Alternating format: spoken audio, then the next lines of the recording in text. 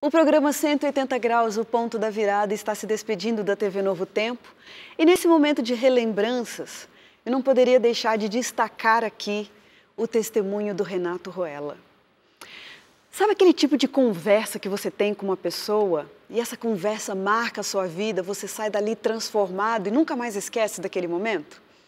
Foi isso que aconteceu comigo quando eu tive aquela conversa, aquela gravação de testemunho com o Renato. Primeiramente, eu recebi o testemunho dele por e-mail, li aquela história, estudei a história dele e estava preparada para o dia da nossa gravação. Então, fiquei conhecendo ali o Renato na hora da gravação e tudo bem. Mas olha, quando esta história saiu da boca do Renato, aquilo ganhou uma força tão grande, um impacto tão grande sobre mim que eu quase não consegui terminar a gravação, de tão emocionada que eu estava. Pensa em uma pessoa que decidiu fugir de Deus a tal ponto de que um dia, em público, numa festa pública, ele chegou a gritar em voz alta para Deus abandoná-lo. Em meio a uma vida de muito álcool, de muitas baladas, sexo sem amor, sem respeito e um ceticismo agudo, ele só conseguiu experimentar um cansaço existencial tremendo. Mas Deus não desistiu dele. E um dia, imagine, dentro de uma danceteria, ele ouviu uma música. E não foi uma música gospel, nem um hino. Ele ouviu uma música do Legião Urbana. E aquela música tocou tão fundo o coração dele, como que dizendo assim, volta para Deus.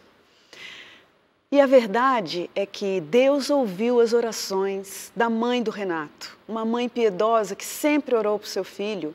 E mais ainda, mais impressionante ainda, Deus ouviu as orações de um pai que já nem vivia mais, porque nessa altura da vida, o pai já havia falecido, mas enquanto vivo, orava insistentemente por seu filho.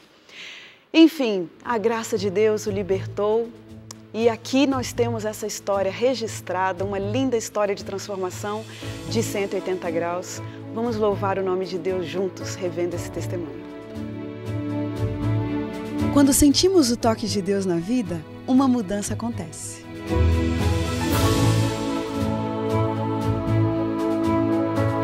Surge à nossa frente possibilidades de felicidade plena. O toque de Deus restaura, renova, refaz.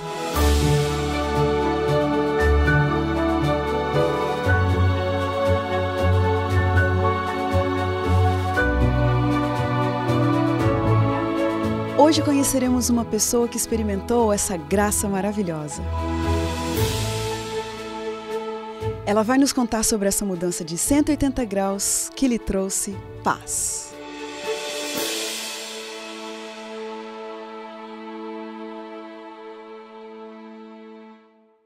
Renato Ruela, que honra para a gente ter você aqui no nosso programa.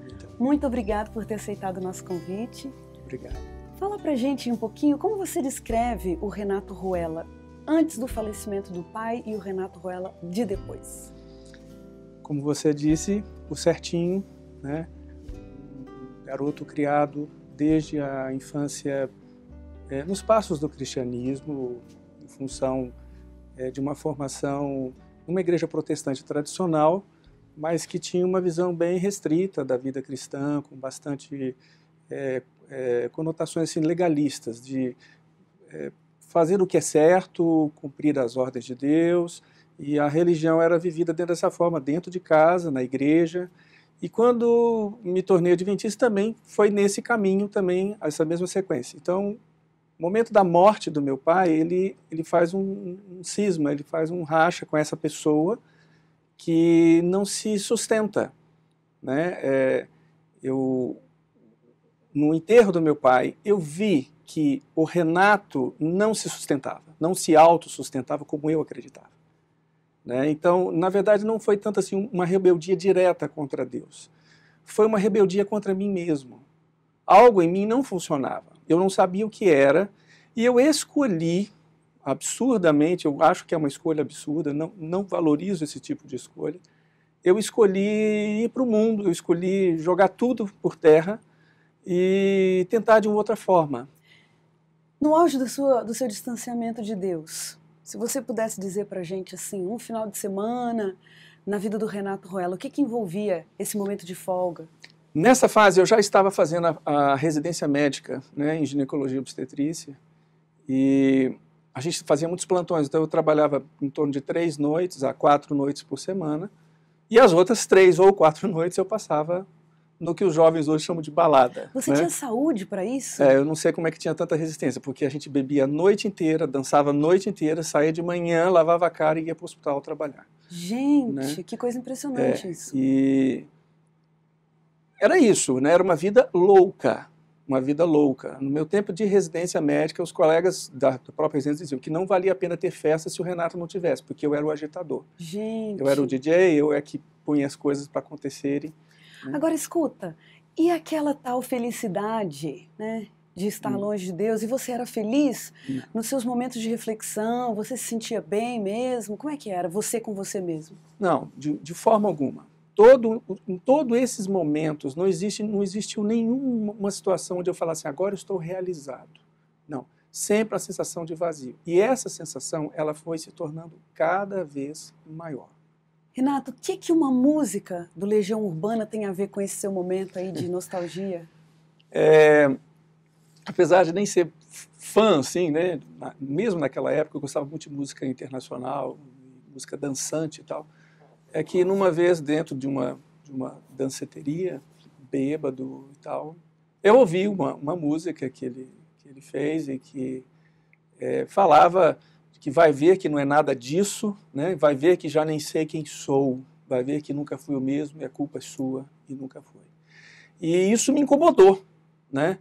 E nessa mesma música, um momento onde ele fala que quando tudo começar a cair, quando as estrelas começarem a cair, para onde a gente vai fugir? E eu tinha a percepção de que aquilo era uma mensagem direta para mim, olha, você está perdido, o que você está fazendo com você? Né? E isso incomodou, né? Incomodou bastante. A gente vive numa sociedade que valoriza bastante a liberdade nos relacionamentos, o sexo livre, essa questão dos relacionamentos. Como que você avaliou essa sua fase de liberdade?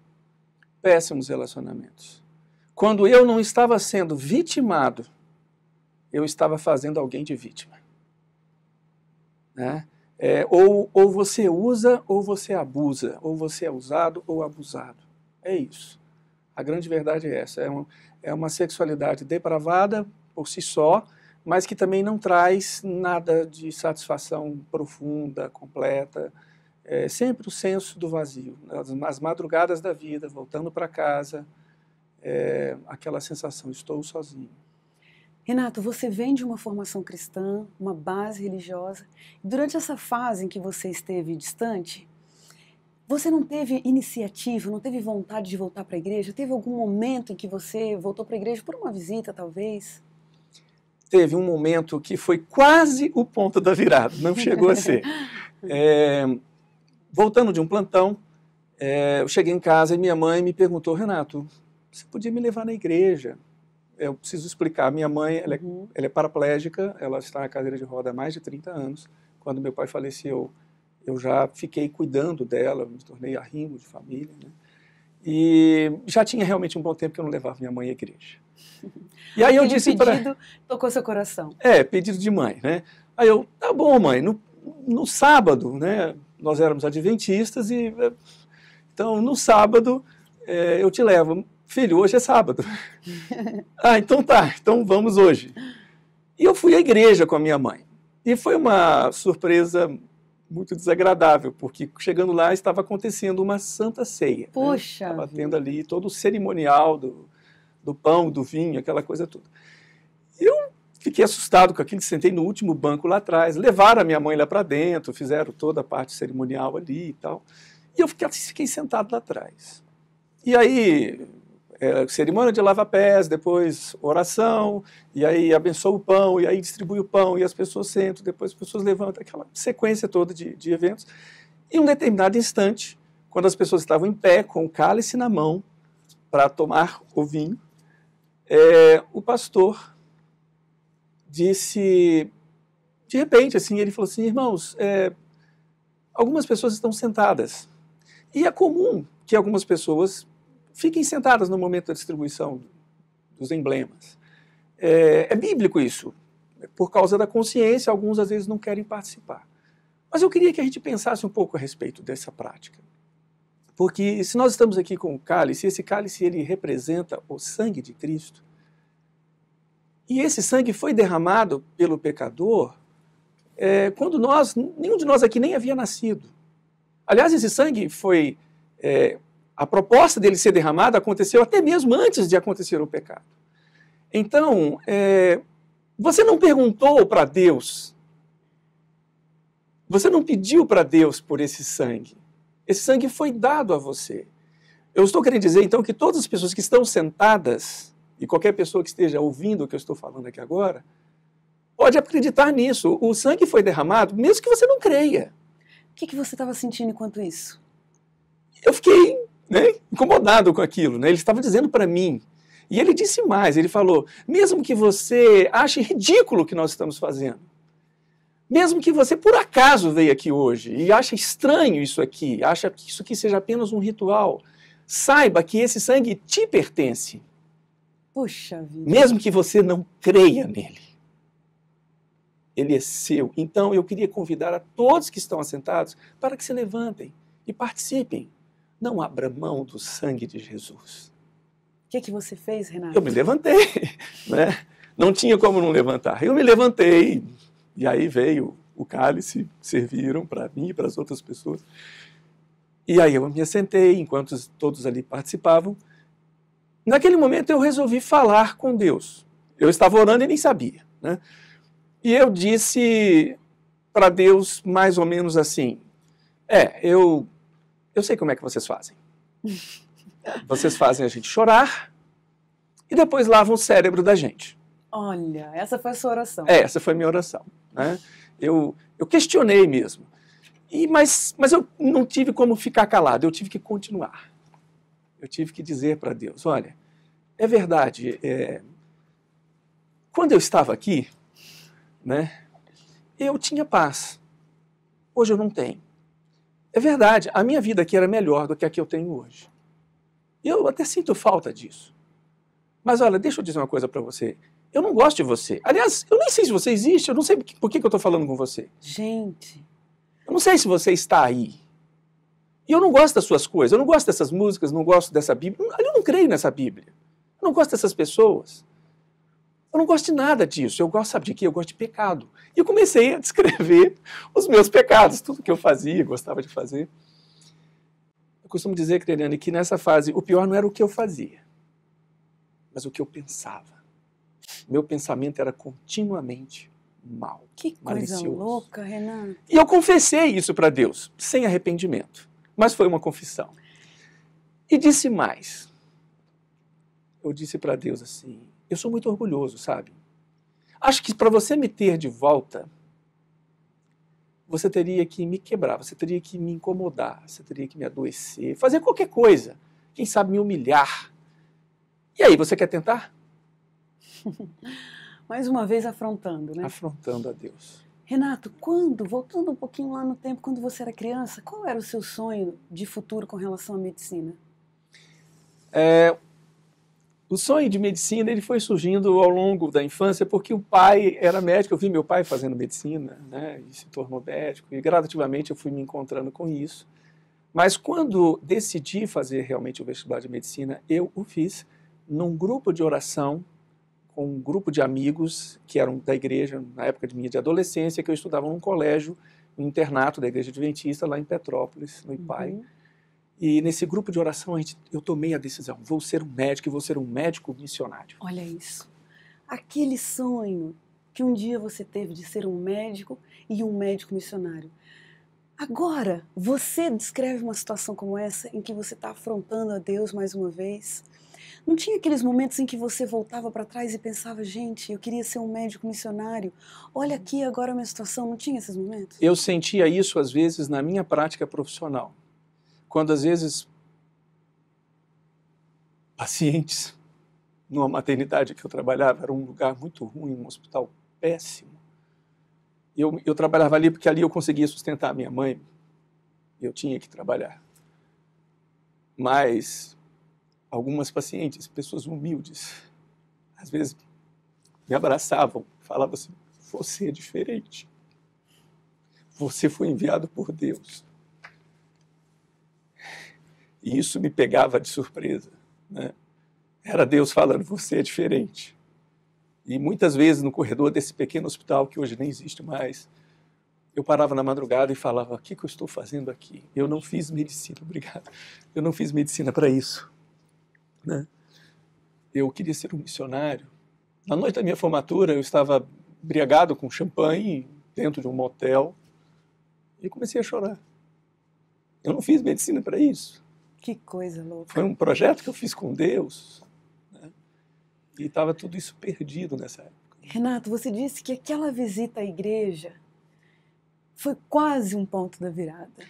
E a gente quer saber agora o que de fato marcou o retorno, porque olhando para aquele rapaz atrevido, orgulhoso, que você está descrevendo agora, a gente acha meio difícil ter tido realmente, de fato, o ponto de reencontro. Que ponto foi esse? É que naquele dia lá da igreja, da Santa Ceia, na hora que eu saí, eu pensei que não ia acontecer nada, mas naquela noite o meu carro foi roubado. E aquilo me incomodou, eu fiquei com medo. Aí um amigo meu, que também era ex-adventista, falou assim, cara, você é doido, você foi lá na igreja, não se mexe com Deus, você tá brincando com Deus, não se pode fazer isso. É melhor deixar essa coisa de Deus de lado. E meu carro foi achado depois e tal, e eu fui comemorar em Porto Seguro com alguns amigos, falsos amigos, bebendo muito, e farras, e etc. E aí, teve um momento, um insight, assim, que eu estava numa praia, eu acordei, vi que tinha uma moça do meu lado, eu nem sabia o nome dela, e a lua estava clara, a água do mar, eu fui até a praia, comecei a chapinhar ali na água, andar, e aí eu falei de novo com Deus, foi a segunda oração. Eu disse para Deus, olha, desculpa, eu vi que você tentou, mas olha o que eu gosto. Eu não sou mais aquele Renato, eu sou isso aqui. Então não mexe comigo não, deixa para lá. Valeu sua tentativa. E só. Voltando desse passeio, eu comecei o 2º ano de residência. Algum tempo depois conheci uma moça e comecei a namorar com ela. E foi a primeira vez em alguns anos em que eu comecei a gostar de uma pessoa. Era uma moça legal, uma família muito boa, assim, que me tratou muito bem, me receberam, me abraçaram. Eu era muito carente, né? Me abraçaram, me trataram muito bem. Dias depois, eu estava tomando cerveja com a mãe dessa moça. E ela, chorando, disse para mim, Renato, eu queria tanto ter Deus na minha família. Gente, que coisa. Você tem Deus. Por que você não traz Ele para a gente? Ela falou isso para você? E neste momento eu caí na real, né? Eu percebi e disse para ela, olha, eu já tive Deus. Eu joguei Ele fora. Eu gosto da sua filha. Eu penso até em casar com ela, mas eu sei que eu não vou ser feliz no casamento sem Deus. Não existe família sem Deus. Não existe como consertar as coisas sem Deus. Sem Deus nós somos isso que a gente é mau. Só que eu joguei Ele fora. Eu não tenho mais Ele para te trazer. E então, saindo dali, era uma terça-feira, indo para casa, eu fiz a terceira oração. Essa foi a oração de entrega. Eu disse para Deus, vamos começar de novo? Você rouba meu carro, você põe uma doença em mim, você faz o que você quiser, mas me quebra, me converte.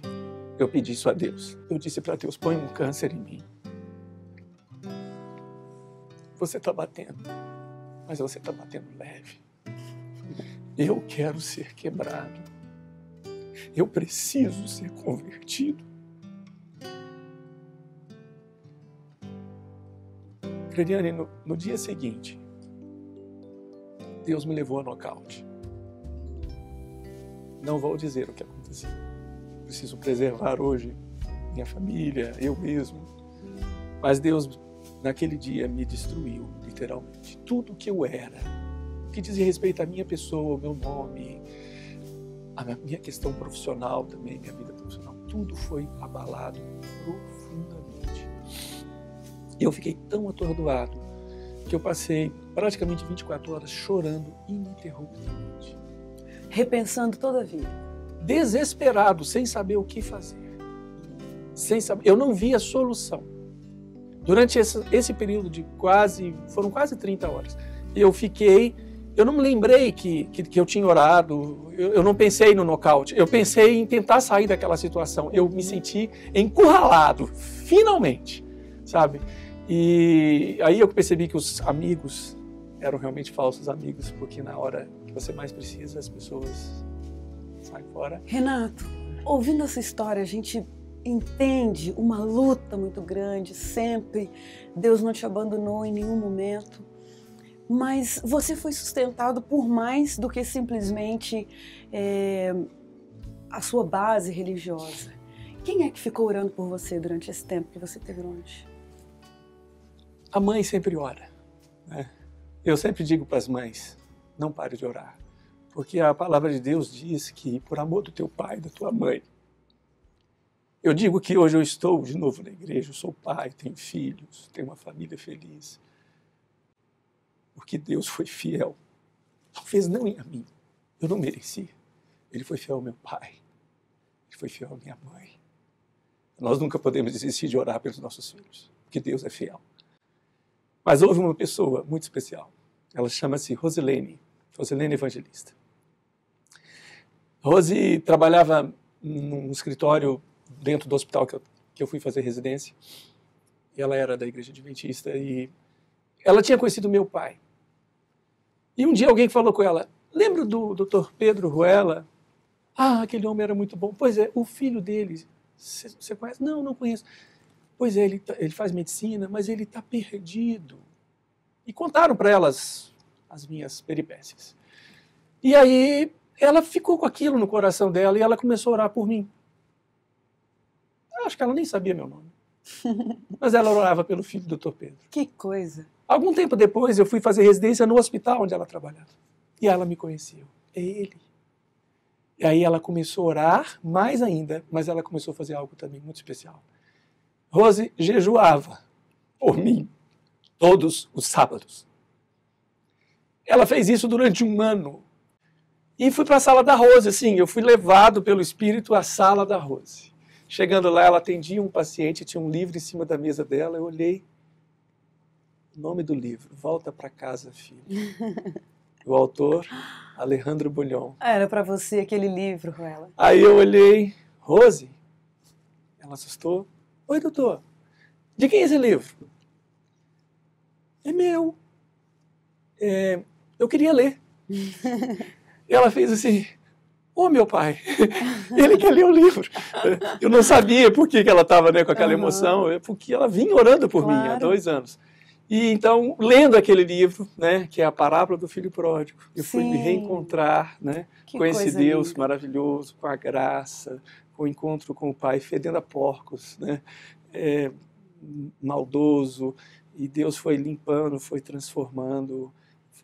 Que coisa linda. Coisa linda. Que história linda. Renato, essa história é impressionante, não precisa nem dizer que é uma história realmente impactante. Mas o nosso tempo é curto e a gente tem um momentinho no nosso programa que é de umas perguntas rapidinhas e dá para a gente conhecer um pouquinho melhor. Vamos lá? O tempo. A oportunidade. Vida. Eterna.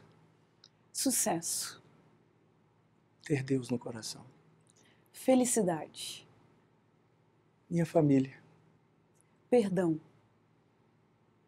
A graça de Deus. Um sentimento constante. Gratidão. Pecado. O que me afasta do Pai. Um privilégio. Estar aqui. Casamento. Anne é a maior bênção que eu já tive na minha vida. Juventude. algo que ficou no passado, que foi desprezado, mas que eu creio viver eternamente de novo. A grande lição da sua história. A graça é maior do que qualquer comportamento, do que qualquer legalismo, do que qualquer tentativa de convencer Deus de alguma coisa. Ele simplesmente me aceitou. Envelhecer.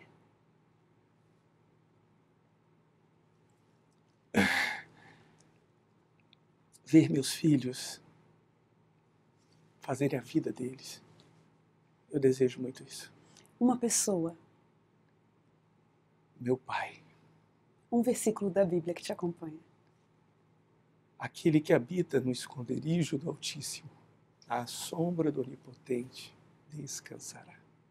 Que história maravilhosa, Renato. Eu me sinto muito privilegiada, muito honrada de ter a oportunidade de ouvir essa história. Continuaria horas e horas mais te ouvindo falar.